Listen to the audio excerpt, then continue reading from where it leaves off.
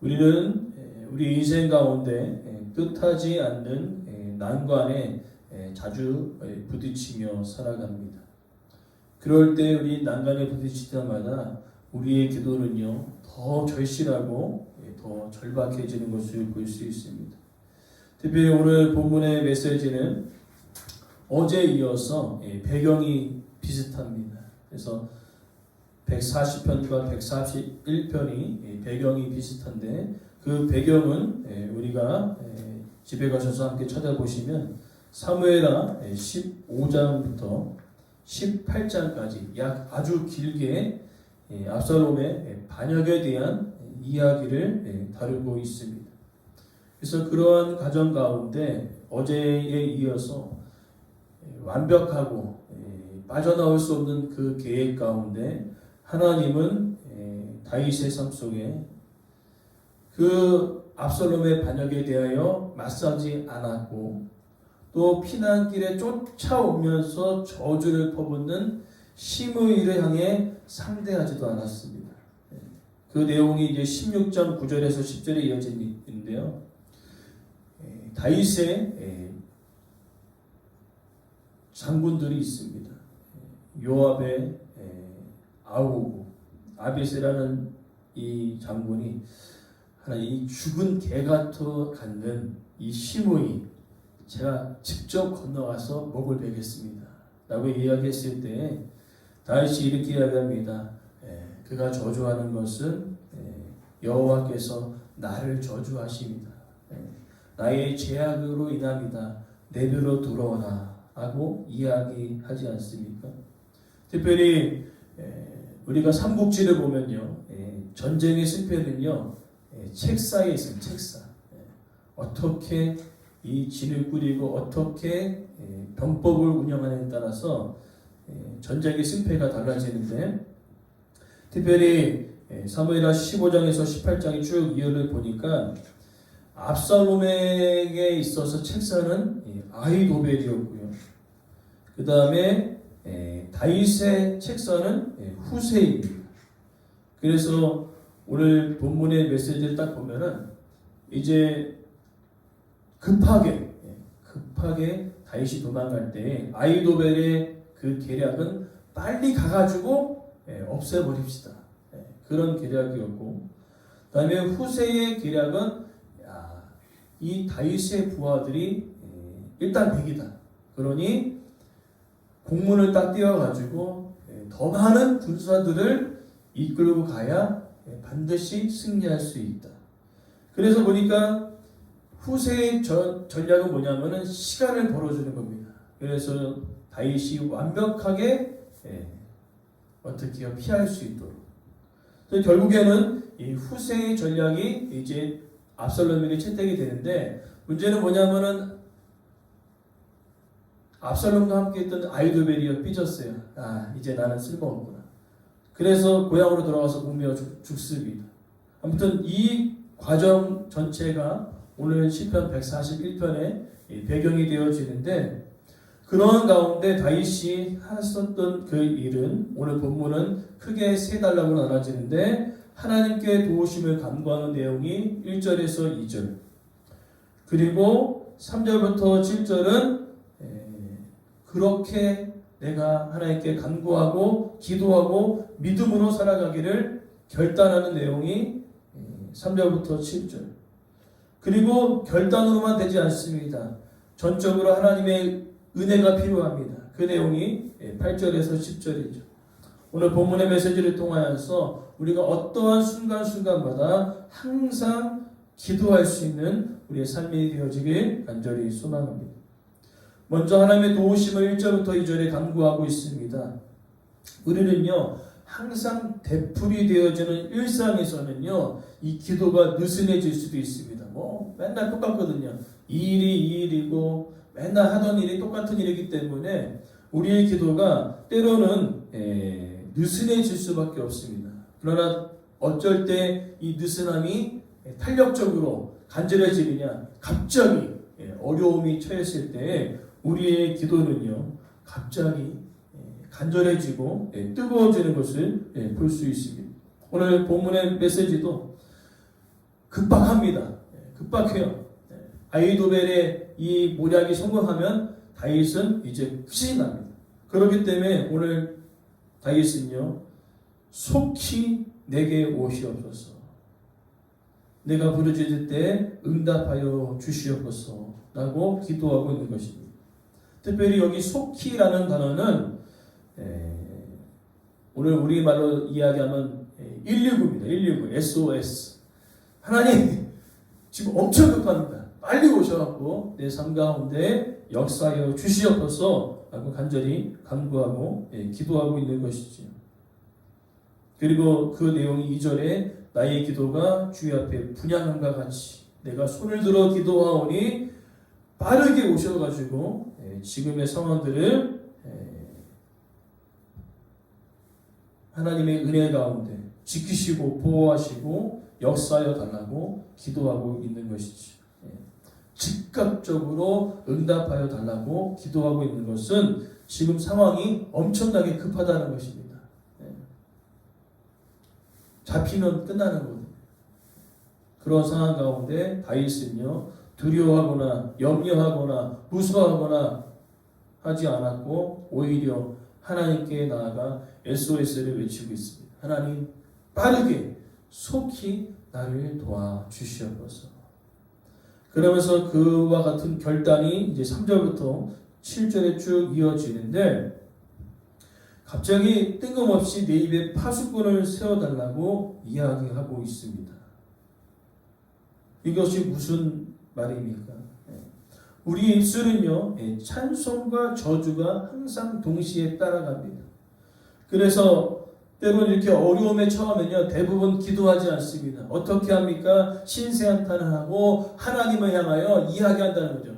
하나님, 내가 이렇게 열심히 신앙생활하는데 지금 현재 나의 삶이 왜 이 모양 이 꼴입니까? 한 입술을 가지고 찬양과 기도보다는 급한 어려움에 처하면요, 기도가 앞서는 것이 아니라 신세한탄하고 또한 내 어려움이 하나님으로부터 온 것이냐 마냥 하나님을 향하여 외친다는 거예요. 하나님 왜 이러시는 거죠?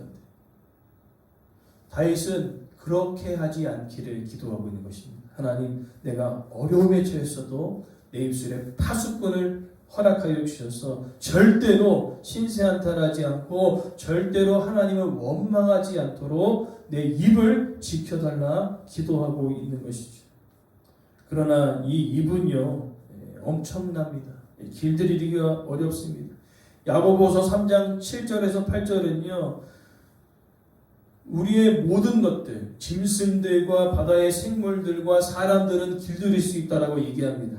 그러나 능히 길들일 것이 하나 있다는 거예요. 길들일 수 없는 거예요. 하나 있는데 바로 사람의 혀라고 이야기합니다.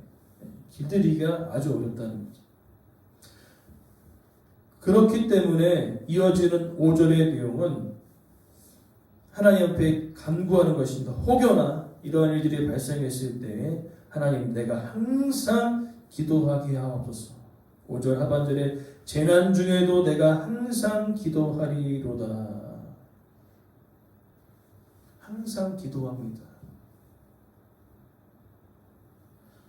그리고 우리가 4절 말씀 보니까요, 악한 일에 기울여 제약을 행하는 자들과 함께 악을 행하지 말게 하소서.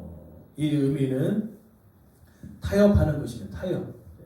어떤 문제가 있을 때 말씀으로 그 일들을 진행하는 것이 아니라 적당히 세상과 타협하면서 가는 것이지. 그러면 어려움이 없거든요. 타협하면은요, 어려움이 없습니다. 세상의 사람들과 동조하며 살아가면요, 어려움이 없어요. 그러나 오늘 다윗은요, 그렇게 하지 않겠다는 것입니다. 악인들과 함께 동조하지 않겠다는 것이죠. 나는 여전히 말씀을 따라 살아가기를 간절히 간구하고 기도하고 있는 것을 볼 수 있습니다. 그리고 이어지는 내용들이 이제 재판관들이 나옵니다. 여기 재판관은 재판관이 아니라 통치자를 의미하고 있습니다. 통치를 하는데 올바른 통치가 아니라 부조리한 사회 제도를 용납하고 뇌물을 아주 잘 받기를 즐겨하는 그런 통치자들이 있다는 것이죠. 그런 자들로 하여금 다윗이 기도할 때 그들이 내어 던져지기를 간절히 간구하고 있는 겁니다. 특별히 지금 현재 왕권은 다윗에게 있지만 지금 반대로 반역 아닙니까? 압살롬 반역 아닙니까? 그 압살롬과 함께하고 있는 그런 악한 세력들을 하나님께서 내어 던져주셔서 하나님의 정의와 공의가 세워지기를 기도하고 있는 것입니다. 그러면서 7절에 밭을 갈아 흙을 부서뜨림과 같이 되게 하여 주십시오라고 이야기하고 있는 것입니다.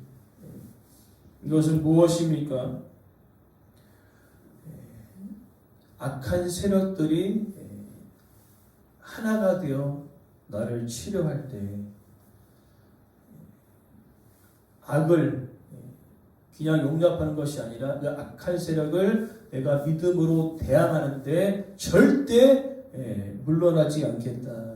엄청난 결단입니다. 악한 세력들이 자신의 삶을 향하여 포위하고 둘러 진칠지라도 나는 이 악한 세력들을 막아내는 데 있어서 뼈를 묻어버리겠다. 엄청난 결단이죠. 악한 세력과 함께하겠다는 것이 아니라 악한 세력을 향해 대항해 나가겠다는 것입니다. 이 대항해 나갈 수 있는 그 힘이 어디에 있습니까? 바로 이어지는 8절과 10절에 전적으로 하나님을 의지하였기에 하나님이 나의 힘과 방패와 도움이 되셨기에 그렇게 대항할 수 있는 담대함이 다윗에게 있었다고 이야기하고 있는 것이죠. 그래서 주여 내 눈이 주께 향합니다. 주께 피합니다. 나를 버려두지 마옵소서. 이 의미는 내가 하나님께 나아갔을 때 하나님은 단 한 번도 나를 버린 적이 없으셨습니다. 라고 고백하는 것과 같습니다. 그리고 이어지는 내용이 나를 지키시고 나를 잡으려고 하는 모든 올무와 악한 함정에서 벗어나게 하옵소서. 실제로 우리가 배경을 우리가 살펴보지 않았습니까?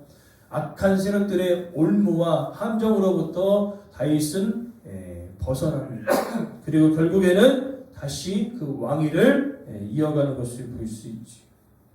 그리고 이어지는 내용도 10절에 자기 그물에 걸리게 하시고 나만은 온전히 면하게 하소서. 분명히 이들은 결국에는 하나님의 정의와 공의가 있기 때문에 그들은 결국에는 망하게 되어지지만 나는 온전히 면하게 하소서. 이 의미는 앞서 배경과 같이 다시 그 왕위가 다윗에게 회복되어지는 것을 볼 수 있습니다. 다윗은요 이 모든 것을 자신이 하지 않았고요. 하나님께 간구하여 기도하였습니다. 그래서 실제적으로는요 압살롬은요 아히도벨의 책략이 더 뛰어나는 것을 항상 알고 있었지만은 모르겠습니다. 그때는 갑자기 후세가 더 뛰어나 보였다는 거죠. 이것이 누가 하신 일이냐? 하나님이 하신 일이라는 것입니다. 오늘 우리의 삶 속에 오늘 다윗은요 수많은 위기와 어려움들을 계속적으로 경험하였습니다. 그러나 다윗은요 항상 기도했다는 것입니다.